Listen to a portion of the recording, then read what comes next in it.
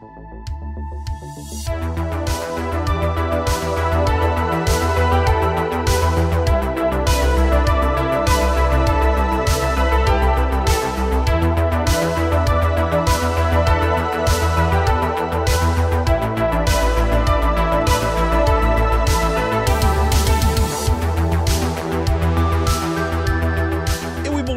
communauté de coups critiques, on se retrouve encore une fois pour un tout nouveau montée de niveau et je suis accompagné cette semaine d'un autre cousin français. Je suis content de pouvoir prendre contact avec les cousins de l'autre côté de l'océan. Je suis accompagné cette semaine de Samuel Zitterman. Salut Samuel, ça va bien? Bonsoir, bonjour tout le monde selon votre latitude. Ouais. Bonsoir. Ça va bien? Ben écoute, oui, ça va. Grosse journée, mais je suis content d'être là, je suis content de cette invitation et je t'en remercie encore une fois. Ben, ça me fait plaisir pour ceux qui, justement, l'écoutent présentement, tout dépendant à quelle heure vous écoutez, mais au moment où est-ce qu'on enregistre l'enregistrement, chez nous, il est 14h et chez Samuel, il est 20h. Donc, il y a un petit décalage horaire, mais c'est pas bien grave. On a pu se trouver un petit moment pour faire l'enregistrement. Donc, Samuel, toi, tu as ta chaîne YouTube, qui est justement sous le nom de Samuel Zitterman. Tu as aussi ton compte Twitch. Tu fais de l'actual play, tu fais du podcast, tu fais des critiques de jeux de rôle. Sur quoi est-ce que tu planches ces temps-ci? Qu'est-ce qui se passe de ton côté? Alors en ce moment, c'est un petit peu compliqué pour moi. Je continue à proposer du contenu régulier, mais pas autant que je voudrais. Voilà, j'ai un nouveau job depuis le 1er avril. J'ai mon petit qui a 11 mois, donc c'est vrai, j'essaie de jongler comme ça entre la vie pro, la vie familiale et ce qui est un loisir et un plaisir, une passion. Donc c'est vrai qu'en ce moment, c'est un petit peu calme. Donc j'ai une campagne de Spire qui est en cours là. Le jeu de Grant Howitt notamment. Du coup, on joue des elfes noirs rebelles dans une cité monolithique. Donc ça, c'est assez cool. Voilà, il y a une petite campagne qui s'est terminée sur 2 sprawls à 2 avec une joueuse. C'était très sympa aussi, un petit format court comme ça que j'ai proposé sur YouTube et en podcast. Et côté création, en ce moment, voilà, je viens de rendre un projet sur Old School Essentiel pour le projet de financement participatif pour la traduction en français. Et bon, j'en ai d'autres dans les tiroirs, mais en ce moment, je n'ai pas trop le temps de m'y pencher, pour être tout à fait honnête. Ouais, écoutez, on y va avec le rythme qu'on va. On est tous aussi dans cette espèce d'ambiance un peu pandémique. Tout est au ralenti également. Là. Mais écoute, tant mieux. Je suis content de savoir au moins que les projets continuent quand même, même à rythme ralenti. L'important, c'est qu'ils continuent. Effectivement. Donc, pour les personnes qui écoutent, dans le fond, l'épisode et qui n'ont jamais écouté de montée de niveau auparavant, le concept est bien simple, comme j'expliquais à Samuel tout à l'heure. J'ai ici ma petite pochette, dans le fond, dans lesquelles j'ai mes questions. Il y en a qui sont spécifiques à Samuel, alors qu'il y en a d'autres qui sont plus générales. J'ai trop l'impression de l'aléatoire, là. Oui, c'est ça.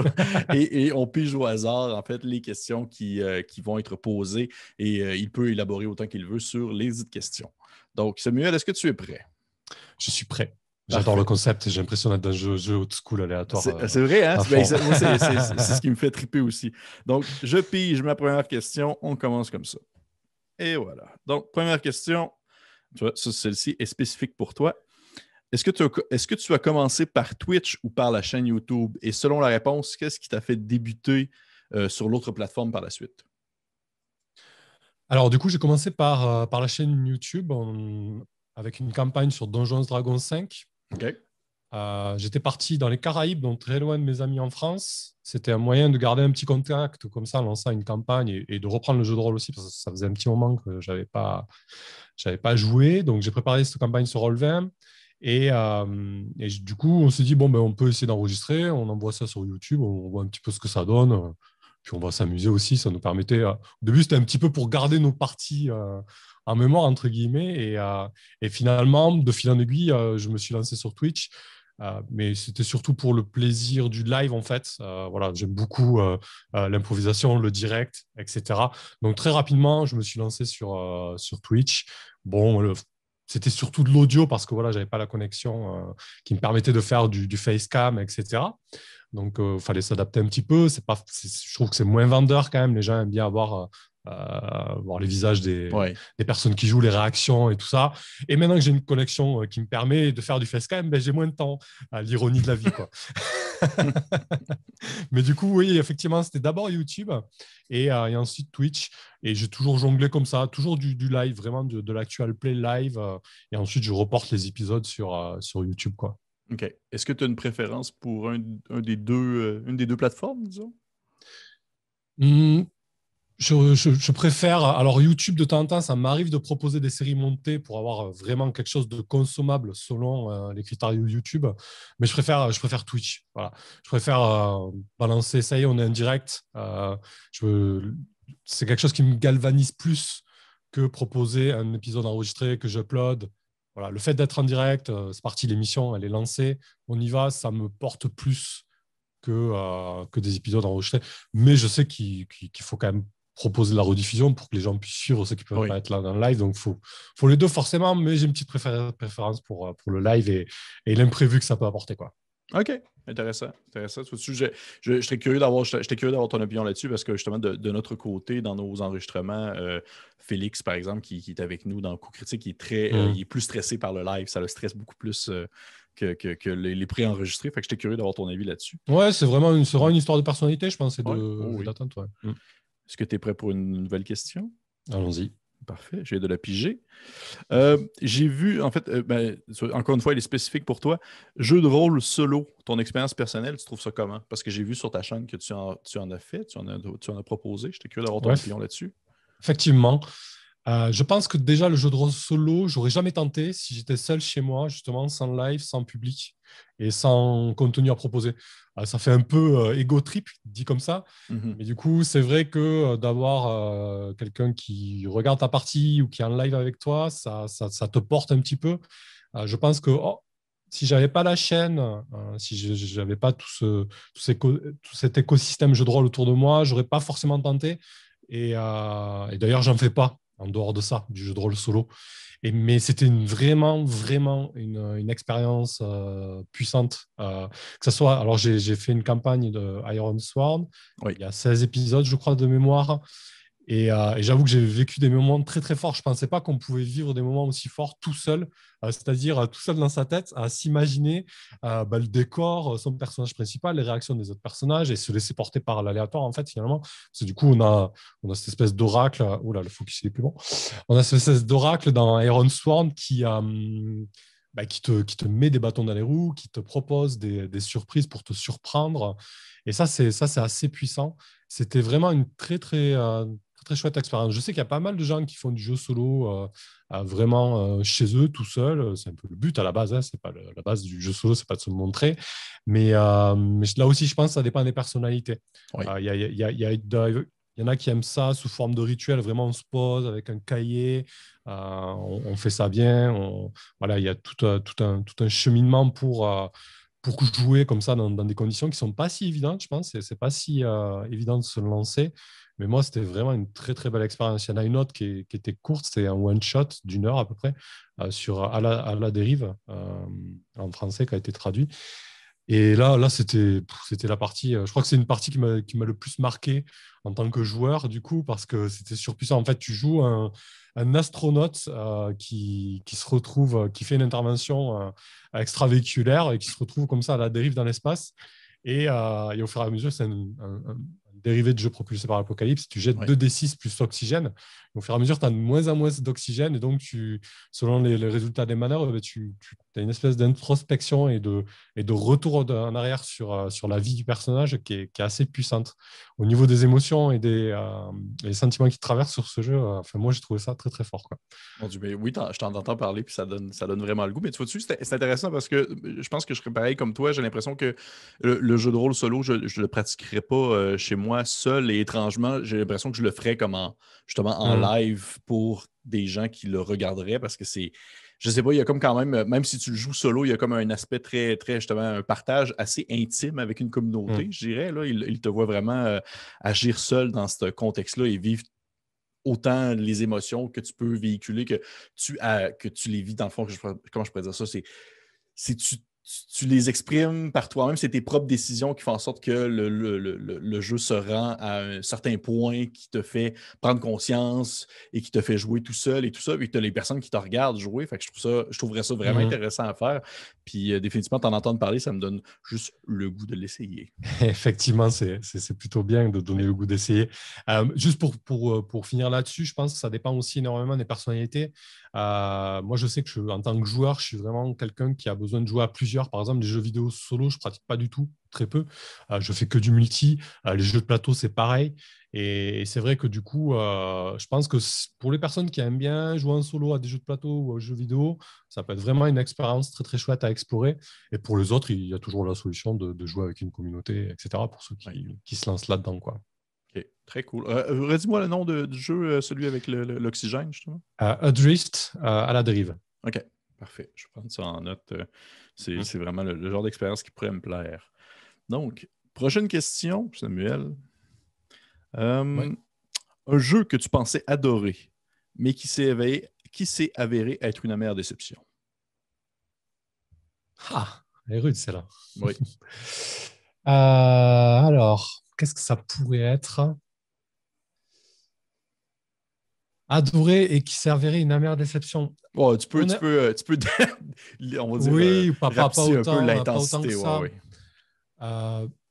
Je suis très peu déçu de mes expériences ludiques parce qu'en général, je me connais plutôt et je prends le temps de bien choisir les jeux. Et en général, quand je joue à un jeu, je sais que ça va me plaire. Okay. Donc j'ai très peu de déceptions. À la limite, je peux avoir des déceptions sur quelques mécaniques, sur des choses qui n'ont pas prises, etc. Plus qu'autre chose. Si je devais sortir un exemple récent, ça serait sur Blade in the Dark, je pense.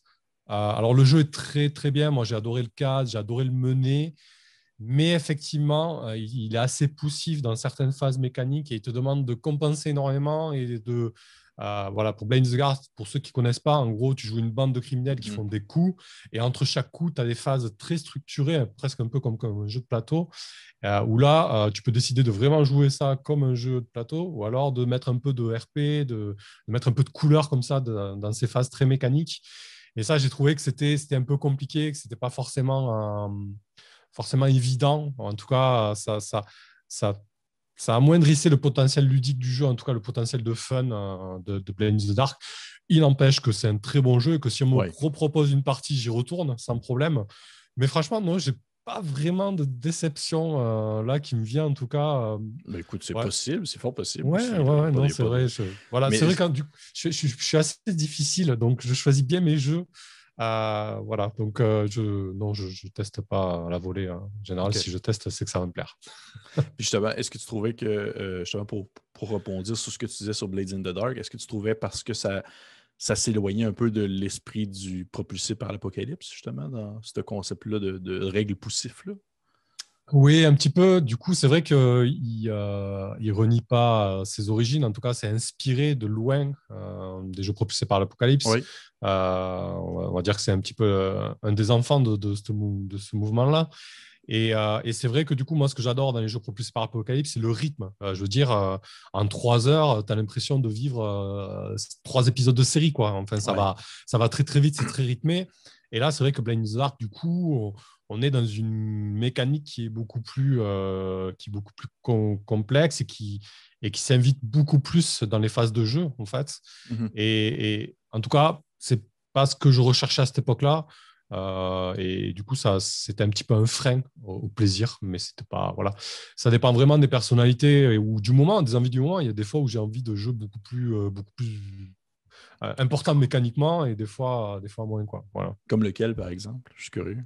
Un jeu qui est très fort mécaniquement que tu apprécies bien.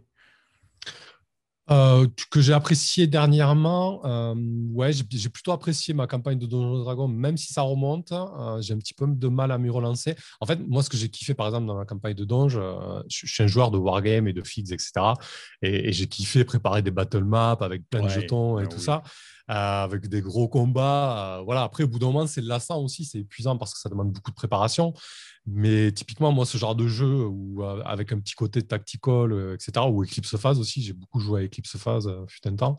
Pareil, à préparer énormément et avec des phases mécaniques très importantes. Mhm. Ouais, ça me dérange pas selon les périodes. En ce moment, j'ai pas le temps, par exemple. Tu vois, je pourrais pas Ouais, me lancer dans un jeu qui demande autant d'investissement, de préparation ou de mécanique. Mais d'un autre côté, je sais que voilà, ça me dérange pas. Par exemple, un jeu de plateau, il y a des jeux, je peux faire des jeux de 3-4 heures, des Monster Games, voire plus, ça me dérange pas, quoi. Voilà. Mais c'est vrai ok. qu'en jeu de rôle, en ce moment, je recherche plus la fluidité et l'impréparation, du coup. Oui, Je préfère qui oui. ne demande pas trop de temps, quoi. Oui, je comprends. Je comprends très bien. Quelque chose qui est rapide à se mettre en place et qui, au pire, se génère aléatoirement à mesure que tu le joues. Là. Il y a pas de... Exactement. Ouais. Ouais. Prochaine question. Puis ça se passe bien. Ça se passe bien. Il n'y a pas de. Mhm. Oui. Très, très bien. Euh, en fait, ça revient un peu à ce qu'on discutait. En fait, le prochain jeu que tu voudrais essayer si l'occasion se présente. Un jeu que tu n'as pas encore eu l'occasion d'essayer, mais que tu aimerais pouvoir. Alors, en général, pour moi, et en termes de contenu sur la chaîne, j'essaie de varier. J'essaie de jouer à un jeu propulsé par Apocalypse, puis un jeu un peu plus old school, etc. Et même moi, j'ai besoin d'avoir un petit peu ce renouvellement Mhm. ludique. Là, j'aimerais bien tester Warlock, Oui. un jeu old school Ben oui. qui a l'air plutôt pas mal. Pareil, pour faire du simili Warhammer V1, Ouais. mais plus léger, du coup, et qui permet de justement se lancer plus facilement. Donc ça me tente très bien. Et après, bon, il y a beaucoup de jeux qui me tentent énormément, hein. Le dernier en date, c'est SIG. Alors, j'ai l'acronyme, mais j'ai plus le nom en tête. C'est de... attends, on va le trouver. Excuse-moi. Pas de problème. Euh, Au montage, des recherches Google. Euh, ouais, donc c'est effectivement Six The City Between. Donc c'est un mix entre Planescape Torment et Blade in the Dark, justement. OK. Du coup, l'auteur, c'est Jason Pitre, si je dis pas de bêtises. Si j'écorche son nom, on s'excuse et tu donneras peut-être les références en description. Oui. Quoi qu'il en soit, Sig, The City Between, en fait, il a pris l'univers de Planescape avec la cité des portails, Sigil, donc il a remixé tout ça, il a remis au goût du jour en gardant, on va dire, l'architecture principale, mais en reskinant tout ça. Et à côté de ça, il a pris la mécanique de Blade in the Dark, il a transposé là-dedans. Et du coup, tu joues une équipe qui va préparer et exécuter des plans dans les plans, en fait. Voilà, des plans dans OK. les plans planaires, quoi, tu vois. Et ça a l'air plutôt cool parce que vraiment, Planescape Torment, je suis de la génération qui n'a pas pu trop y jouer parce que quand c'est sorti, j'étais à peine adolescent, j'avais pas forcément le groupe de joueurs pour. Donc, j'ai un peu loupé cette période-là avec Donjons et Dragons.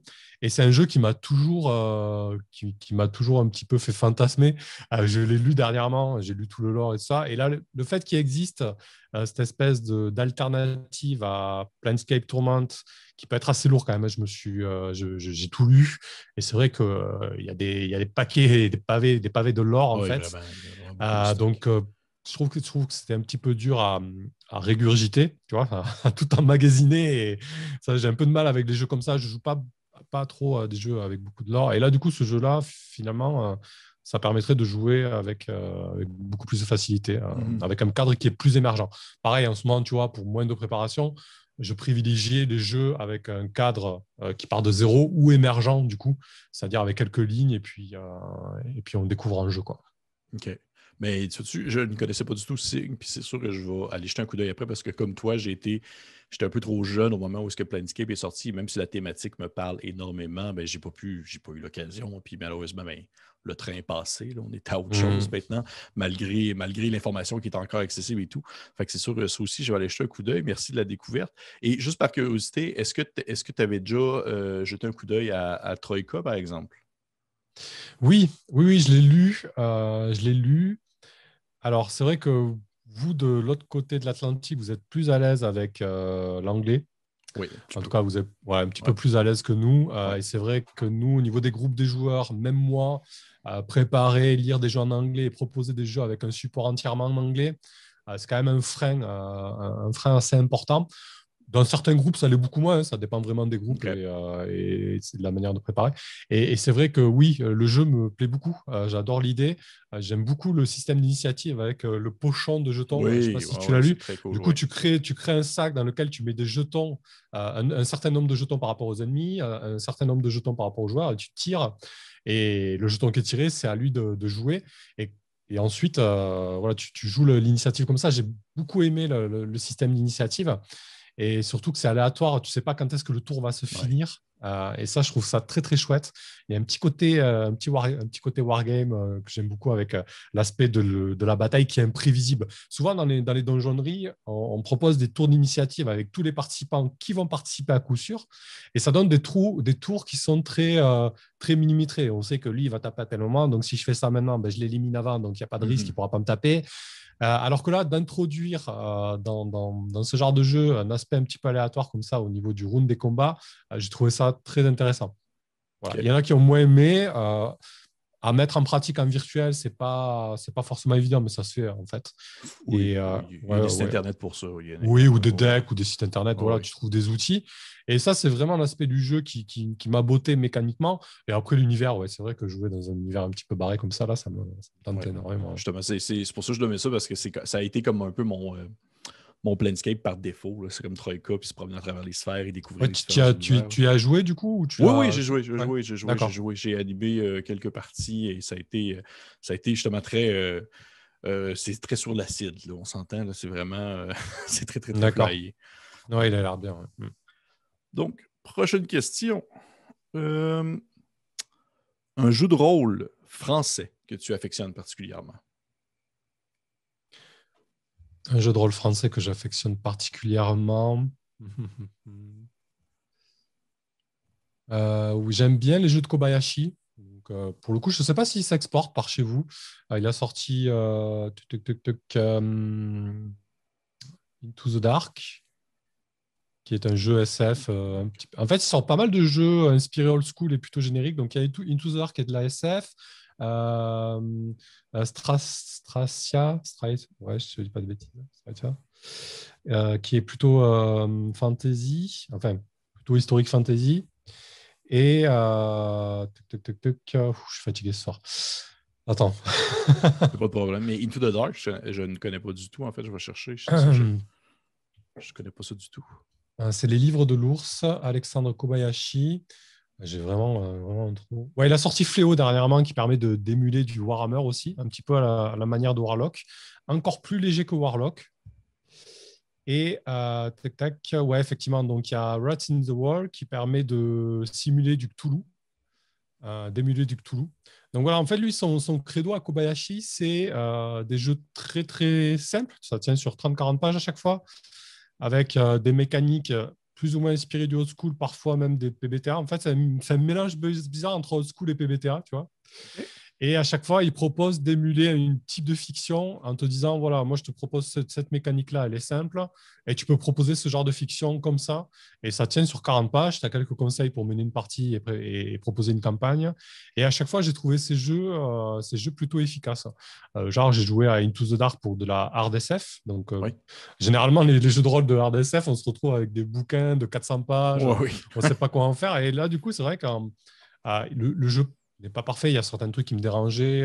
Voilà, mais du coup, c'est vrai qu'en très peu de pages, il parvient à te donner des outils pour mener des campagnes quand même super intéressantes sur des thématiques qui peuvent être très compliquées. Pareil pour Cthulhu, avec Rats in the Wall, en 40 pages, il te propose une mécanique simple et vraiment de bons conseils pour mener une campagne. Donc OK. Kobayashi, j'aime beaucoup. Du coup, dernièrement, il y a Dominion aussi de Canaran que j'ai bien apprécié, donc en jeu propulsé par l'Apocalypse, Ouais. où là, on émule du space opéra à la Dune. Hein. En fait, on joue à des maisons qui se battent pour du pouvoir et de l'influence, quoi. OK. Ben, Tsutsu Kobayashi, je ne connaissais pas du tout. Je vais aller jeter un coup d'œil. Est-ce que tu sais si est-ce que c'est disponible en PDF ou c'est seulement en version Oui, papier? oui, OK. c'est toujours disponible en PDF. Généralement, ils vendent ça sur Lulu. Lulu. OK. Je Je vais ne aller sais, jeter un pas coup si c'est d'œil. monté un itch.io, je ne suis pas certain. OK. Voilà. Non, ça vaut vraiment le détour, quoi. Un petit auteur indépendant qui j'aime bien l'angle qu'il prend en fait. Bah, il a même sorti de la SF. Alors ça, il a sorti qu'en anglais. Par contre, effectivement, il sort certains jeux uniquement en anglais. Il vise ça, selon le jeu, il vise parfois qu'à l'international. Et c'est le cas d'Extinction. C'est un jeu un petit peu à la Mothership, de la sci-fi survival horror. Voilà. OK. Et basé sur le Black Hack. Donc voilà, il oscille comme ça avec du old school et des choses un peu plus modernes. C'est pas mal. OK. Je suis un coup d'œil. Merci encore une fois. Vois-tu, on se parle depuis tantôt et tu me fais découvrir plein de choses que je ne connaissais pas. C'est Merci cool. encore. Donc, prochaine question. Mhm. Euh, le meilleur VTT selon toi? Ah, ça dépend de ce qu'on veut faire. OK. J'ai beaucoup maîtrisé sur Roll20. J'ai posé toute une série de tutos dessus qui ont aidé pas mal de monde. Voilà, je me jette pas des fleurs, mais c'est vrai que j'ai eu pas mal de retours sur ces tutos parce que du coup, c'est pas évident de se lancer dans une étape virtuelle, surtout Non. que franchement, rien que Roll20, l'interface, elle ferait fuir n'importe quel humain normalement Oui, constitué. absolument. Euh, du coup, Roll20, maintenant, il est vraiment à la ramasse, je trouve.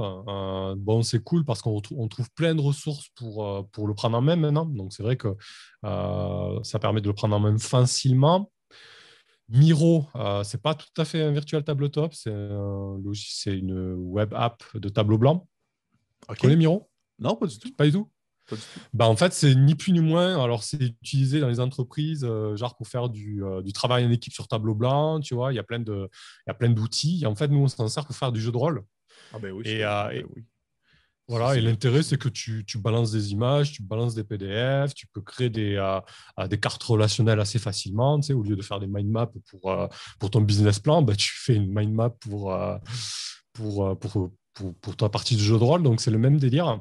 Et Miro, du coup, ce qui est super cool, c'est que ça demande très peu de temps de préparation parce que finalement, tu fais des drag and drop. J'utilise beaucoup de termes anglais. Il y a des gens par chez vous qui sont pas mal défenseurs du français. Je vais me faire taper dessus. Non, non, mais Euh, c'est juste parce qu'on est souvent, on a une certaine fierté puisqu'on est dans un bassin très anglophone, mais en même temps, c'est correct. Au Québec, on a ce qu'on appelle un franglais très développé. Là, Ouais, mais je vois que je suis on saute entre les deux. complètement bref. Donc, effectivement, tu peux facilement upload tes ressources dessus. C'est très, très simple d'utilisation. Et en plus de ça, il y a Laflis, qui est une codeuse française qui a développé tout plein de widgets, notamment pour jeter des dés, etc. Ah ouais. Donc, ça permet de jouer facilement à du jeu de rôle dessus, n'importe quel, parce que du coup, tu n'as pas besoin d'avoir la fiche de ton jeu codé, puisque en fait, ce que tu fais, tu importes ta fiche de personnage en JPEG, par exemple, et tu la complètes avec des cases de texte, ce genre de choses. Donc, en fait, c'est très accessible et très simple. Moi, le petit défaut que j'y trouve, par exemple, pour des jeux comme quand je joue à du Donjons Dragons assimilé, donc quand je dis Donjons Dragons, c'est donjonnerie en général, hein, Mhm. des jeux un peu old school où j'utilise beaucoup d'aléatoires. J'aime bien avoir tout sous la main, mes aides de jeu, mes tables aléatoires, genre sur Roll20, quand je clique sur un bouton, ben, j'ai peut-être 10 tables aléatoires qui se lancent et j'ai mon résultat final. Voilà, des choses comme ça. Et ça, c'est vrai que sur Miro, tu ne le retrouves pas forcément. Donc, je dirais que c'est bien pour les jeux un peu narratifs. Pour des jeux un peu style donjon, avec de l'exploration et tout ça, j'aime moins. Et du coup, en ce moment, là, je suis sur Foundry Virtual Tabletop, Ouais. qui sincèrement, est un sacré challenger sur tout ça. Alors, ils ont un petit peu du mal au niveau com. Bon, ils commencent un petit peu à se faire de la place. Et sincèrement, il a beaucoup, beaucoup d'avantages. Voilà, tu achètes une licence à vie. C'est très modulaire. Il y a beaucoup d'options. Il y a de plus en plus de jeux qui sont dispo dessus. Et vraiment, du coup, si tu es déjà à l'aise avec Roll20, passer sur Foundry, ça ne devrait pas poser de difficulté. Et c'est juste 10 fois mieux fait, quoi. Voilà. OK. Et en termes de coût, tu payes une fois et tu n'en parles plus, quoi. Fait que Voilà. quelqu'un qui se lancerait justement sur une partie en ligne qui voudrait faire sa première partie avec un support visuel, est-ce que tu lui conseillerais Foundry VTT ou... Oui, plutôt que le Roll20, c'est sûr et certain. Surtout que maintenant, il peut trouver pas mal de ressources. Et puis, s'il veut vraiment se lancer sans trop d'efforts, Miro, c'est une bonne alternative. Je t'enverrai des liens où tu peux le trouver assez facilement. OK. On a fait une petite vidéo dessus avec Volsung de D6 Plus Cool. Voilà, un petit tuto très simple pour prendre en main, c'est pas mal. OK, cool. Je vais aller jeter un coup d'œil. Mais je pense que j'ai déjà vu le logo, c'est comme on dirait comme c'est comme jaune et noir avec des C'est barres. ça. Ouais, ouais, C'est ouais. un M noir sur fond jaune, ouais. Ouais, j'ai déjà Effectivement. vu. J'ai déjà vu. J'ai déjà vu passer. Parfait. Ben, merci. Ça m'éclaire. Est-ce que tu as déjà utilisé, juste par curiosité, est-ce que tu as déjà utilisé Old Bear Rodeo? Non, alors j'y suis allé la dernière fois. Alors, ça a l'air très très chouette. La dernière fois, j'y suis allé Ouais. juste pour créer une carte à la volée. En fait, j'ai un petit jeu de rôle textuel à côté, justement sur Fléau de Mhm. Kobayashi. Et j'avais besoin d'une map. Et du coup, j'ai vu ça, je me suis connecté. C'est vrai qu'en 2 secondes, ben, j'ai fait la map. C'est quand même hyper simple à utiliser, mais j'ai pas approfondi. Du coup, OK. c'est pas mal pour du Moi, donjon et pour dragon, vrai, non? moi, j'utilise vraiment pour. C'est surtout parce que c'est, c'est, c'est très clé en main, c'est très rapide. T'as pas, tu sais, si tes personnages, tu as fait les personnages, si tu l'as devant toi, c'est correct. Tu peux pas vraiment l'intégrer, mais il y a un jeteur de dés. Tu peux faire des zones d'ombre. C'est très, très, très euh, user-friendly. Là. S'il n'y a aucune difficulté à apprendre le Roll20, j'ai essayé plein de fois, puis je trouve que juste le visuel me donne le goût de me jeter en bas de ma chaise, mais Albert Rodeo, tout est très clair, tout est très facile à comprendre. Et je trouve que qu'est-ce qu'il y a un gros avantage, c'est qu'il y a il y a un partage, dans le fond, il y a un partage audio. Fait que, mettons, tu veux mettre ta musique à partir de YouTube, tu peux D'accord. sur Ah, ça, c'est Albert pratique, Rodeo. ça. Ouais, Effectivement, oui. ouais. Fait que non, pour de vrai, moi, je l'apprécie bien pour ça. Ok, Je j'irai l'apprécie bien explorer pour un ça. peu plus. Oui. Donc, prochaine question. Hum, ouais, c'est spécifique pour toi. Vends-moi le jeu de Spire. D'où est-ce que tu as entendu parler de ce jeu-là? Qu'est-ce qui t'a convaincu? Etc. Parce que je me rappelle d'avoir vu passer la campagne Kickstarter il y a longtemps, mais je n'avais pas plus approfondi. Fait que j'étais curieux d'avoir ton opinion là-dessus. Alors, du coup, Spire, ben, pour les mêmes raisons que j'ai évoquées un peu avant, c'est un jeu que j'ai pas pu aborder de suite parce qu'il était en VO et heureusement, il y a quelqu'un qui est venu le traduire en français. Voilà, toujours pareil pour cette barrière qui peut être un peu compliquée selon les groupes et même pour moi, Mhm. sans problème là-dessus. Et du coup, c'est vrai que, en fait, ça faisait un moment que je l'avais repéré. Moi, c'est juste le pitch de départ qui m'a mis une claque. Je me suis dit, waouh, ça existe. Genre, tu joues des elfes noirs qui sont sous occupation aux elfes et tu te rebelles contre cette occupation, quoi. Enfin, dans ma tête, ça fait. En fait, on est tellement farci de poncifs fantasy très ancrés et toujours les mêmes que Oui. là, finalement, l'idée, elle est simple, mais elle est super efficace. Il te prend les poncifs habituels, il les retourne et il te propose un cadre qui est juste génial, quoi. OK. Et en fait, moi, c'est ce pitch très simple qui m'a dit ce jeu, il a du potentiel, quoi. Et je l'avais survolé en VO, ça a confirmé mon goût pour ce jeu. Et à côté de ça, en plus, il a proposé des mécaniques qui sont très, très bonnes. Elles tiennent sur 2 pages, hein. Franchement, si tu les synthétises, elles tiennent même sur une page A4. Elles sont très simples. Et vraiment, là, on est en train de jouer, on va jouer la 4e séance la semaine prochaine. Enfin, il s'est déjà passé plein de trucs. On a eu des moments très forts. En fait, tu as un système de stress. Les personnages, donc, ils se rebellent contre l'occupation. Ils essaient de faire tomber le pouvoir en place. Bon, il y a un petit côté enquête aussi, hein. Voilà, ça, la proposition, il y en a certains, ils sont pas tout à fait raccord avec ça. Mais bon, ça, c'est un autre sujet. Là, je parlais des mécaniques. Du coup, les mécaniques, en fait, les personnages joueurs encaissent du stress. Et toi, en tant que MJ, tu as la possibilité de tenir ce compte à rebours de stress encaissé de manière cachée. Et en fait, plus ils ont de stress, plus ils vont encaisser un contre-coup majeur. Et là, déjà, en 3 sessions, il y a eu 2 contre-coups majeurs. Tu as mineur, moyen et majeur. Et ça te change la physionomie de la partie, quoi. C'est vraiment impactant pour les PJ. Vraiment, ça les bouleverse. En fait, ça les modifie totalement. Et c'est vrai que moi, j'aime bien, par exemple, les jeux old school où tu peux perdre ton personnage d'un claquement de doigts ou d'un Ouais. kobold qui te jette un caillou à la tronche, quoi, tu vois. Et c'est vrai que moi, les jeux où tu as une létalité importante, c'est pas pour le plaisir de tuer des PJ, c'est pour le plaisir de l'intensité d'avoir ces personnages qui peuvent mourir d'un instant à un autre ou d'avoir ces personnages qui peuvent être modifiés euh, fondamentalement d'une seconde à l'autre, en fait. Ouais. Et trouver ça dans des jeux, c'est assez puissant. Et là, du coup, on est vraiment dans une proposition autre qu'un jeu old school, c'est-à-dire que ton personnage il peut mourir, mais disons que sur les contre-coups majeurs, le grand intérêt, c'est qu'ils ne meurent pas, c'est qu'ils soient profondément modifiés, en fait. OK. Et ça, j'avoue que c'est vraiment très, très cool. Et le système est très simple, quoi. Tu Mais jettes quelques D10 et c'est parti, quoi. comment ça s'exprime, en fait? Concrètement, en termes de jeu, comment ça s'exprime, ces contre-coups-là, par exemple? Oh ben, tant pis, on va spoiler un petit peu. Première session qu'on joue, j'ai trois PJ autour de la table. Il y a deux DPJ qui tentent une infiltration dans un baraquement de criminels qui essaient de pister un petit peu. Ça tourne mal. Ben, il y a un des joueurs qui a pris une balle dans la tête direct, en fait. Hey! OK. Et du coup, en fait, moi, en tant que MJ, ça représentait un contre-coup majeur. Et en gros, comme c'est un prêtre de Caron d'une certaine divinité, ben, il a rencontré son dieu, il a fait un deal avec son dieu et c'est parti. Et maintenant, en fait, il est mort, il est à nouveau là. Mais du coup, il a une espèce d'épée de Damoclès au-dessus de la tête avec sa divinité qui lui a dit, bon, ben, tu vas faire ça, c'est le deal pour que tu restes sur Terre, quoi, tu vois, en gros. Et c'est vrai que d'avoir tout de suite, dès la première série, quelque chose de puissant comme ça en termes de fiction, j'ai trouvé ça très, très fort. Ça nous a soufflé, quoi. OK. Très cool. Mais écoute, je vais aller jeter un coup d'œil. Je ne l'ai pas encore écouté. Ouais. Ça me titillait, ce jeu de rôle-là, depuis un certain temps. Fait que c'est sûr que je vais aller jeter un coup d'œil. Donc, prochaine question. Je pige. Si tu pouvais, en fait, si tu avais à conseiller un seul de tes actual plays à quelqu'un qui n'a jamais écouté ta chaîne, tu lui dirais d'écouter lequel?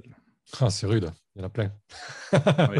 Non, ça me vantait, il y a beaucoup de campagnes que j'ai appréciées, forcément.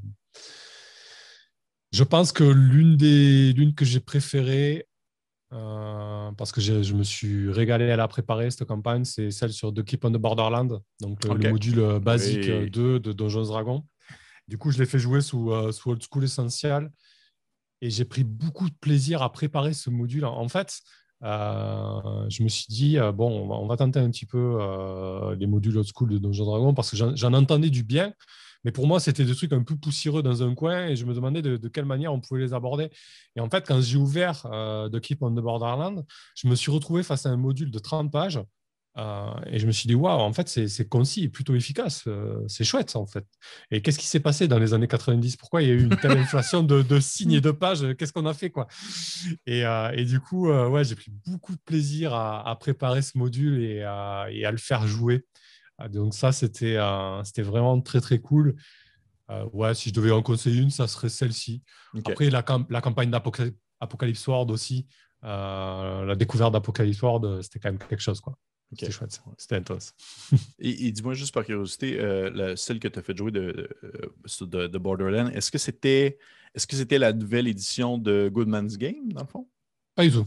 Non, Pas non. du tout. OK, Ah c'était non, le non, vieux module. OK. j'ai pris le module. Ouais, on le trouve facilement sur le net. Hein, je sais pas, je crois qu'il y a une histoire de droit où c'est plus ou moins libre maintenant, en fait. Hein. OK. Donc, il y a des gens qui travaillent dessus, qui les ont traduits, qui les ont restaurés, entre guillemets. Et du coup, j'avais ouvert celle de Goodman Game, mais je trouve ça trop. En fait, ils ont trop rajouté de choses. Ça s'éloigne un peu du matériel de base. OK. Là où je trouve que le matériel de base est très, très satisfaisant. Par exemple, j'ai aussi essayé d'ouvrir Return to the Keep on the Borderland, qui est sorti pour Advanced Dungeons Dragons, pareil, dans les années 90. Et là, tu te retrouves avec un truc de 180 pages, quoi. Enfin, c'est juste pas possible. En tout cas, c'est pas ce que je recherche, moi, en ce moment. Et c'est vrai que le matériel de base est très très cool. Après, en fait, je me suis filmé à faire les préparations, donc c'est dispo aussi sur la chaîne. J'ai fait quelques ajustements, hein, voilà. Je veux dire, j'ai essayé de rendre les factions un peu plus intéressantes parce que c'est vrai que fin des années 80, on était quand même dans une idée de la donjonnerie où les monstres sont très monstres et très Ouais, méchants. ouais, ouais. Il faut les taper, il faut les tuer. Donc j'ai essayé un petit peu de rendre les factions un peu plus intéressantes avec des objectifs qui leur sont propres, voilà. Essayer Et puis, ce qui m'a choqué aussi quand je l'ai lu, c'est qu'à l'extérieur, tout le monde est méchant, il faut les tuer. Et à l'intérieur du château, tout le monde est gentil. Euh, dans les grandes lignes, hein, il y a une exception. Et du coup, pareil, dans le château, j'ai mis un peu des nuances de gris dans tout ça, quoi. Un peu moins dichotomique, là. Ouais, c'est ça. Ouais, je comprends. OK. Bon, ben, hey, Samuel, ça va être maintenant déjà notre dernière question avant ma question Mhm. bonus. J'ai toujours une question bonus à la fin, mais avant toute chose, ma dernière question que je pige au hasard. Un univers de fiction que tu voudrais voir être transféré en jeu de rôle. Ah, ah ouais, celle-là, ouais, très, très. Ben, je te pose des grosses questions, genre, à ce Ouais, moment-là. j'avoue. Qu'est-ce que j'ai comme bouquin derrière, là? Tout a été fait. Non, je vais pas dire que tout a été fait. Hmm, J'ai beaucoup aimé. Alors, j'ai déjà répondu à cette question dans un Frackencast. C'est un petit trip de podcast qu'on a en France. Je ne sais pas si ça SM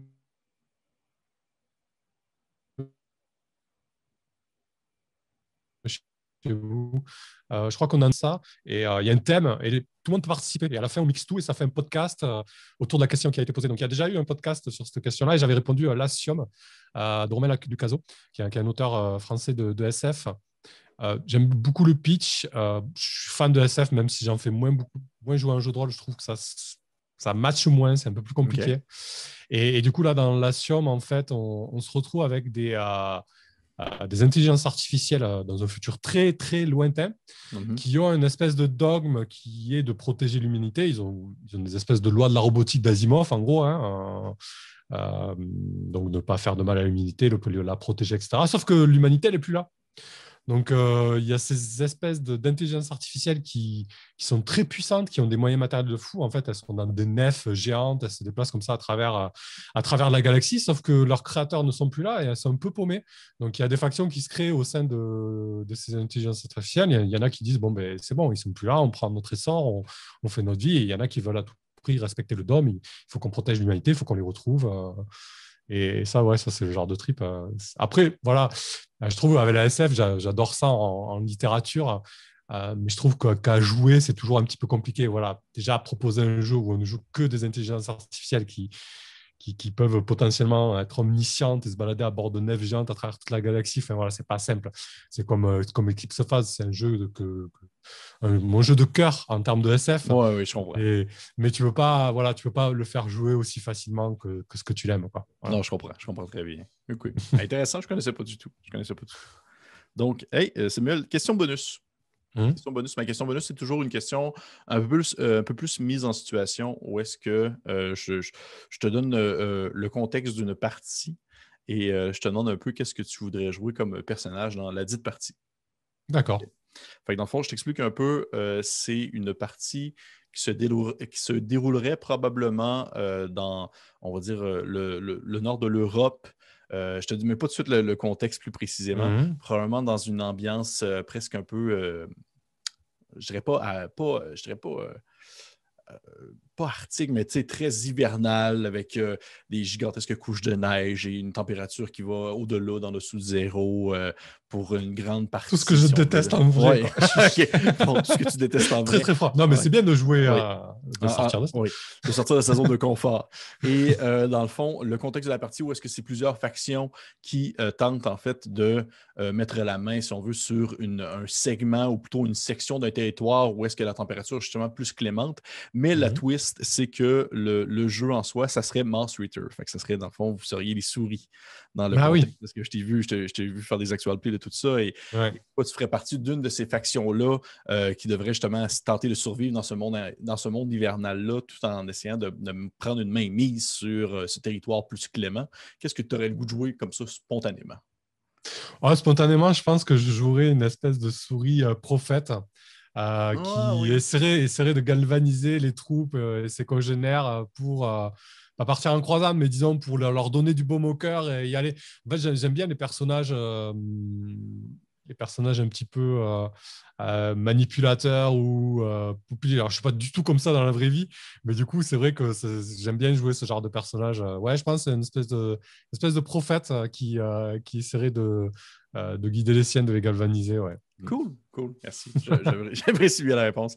Cool. Bon, ben, hey, Samuel Zitterman, merci beaucoup de ta participation à Monter Niveau. J'espère que tu as apprécié Ouais. ton expérience. Eh ben, écoute, merci beaucoup à toi pour l'invitation. C'était vraiment très, très chouette. J'adore le concept de tirer des questions Oui. aléatoirement. Bon, j'ai eu l'impression de parler énormément, mais Ben, bon, c'est un c'est petit ça peu le aussi. concept d'une interview. Ben oui, je veux dire, je n'étais pas là pour me présenter non plus. Oui, oui, Donc, bien sûr. Non, non, oui. franchement, c'était très, très cool, très dynamique, très chouette, avec des questions très intéressantes. J'ai pas mal séché sur des choses. J'étais un peu, voilà, mais c'était très cool. Bon, ben, tant mieux, je suis content. Merci aux personnes qui nous ont écoutés présentement. Je vous encourage fortement à aller voir la chaîne Twitch et la chaîne YouTube de Samuel ici présent. J'imagine que ta chaîne Twitch, est-ce qu'elle se nomme aussi Samuel Zitterman ou elle a un Oui, autre nom? oui. En Ouais, général, vous tapez sur Google Zitterman, ça suffit, vous avez parfait. tous les réseaux. Parfait. Non, dans ce cas-là, je vous conseille d'aller voir et je vous encourage aussi fortement à vous abonner à notre chaîne présente. Et sur ce, on se dit à la prochaine. Bye! Merci beaucoup. À la prochaine. Salut.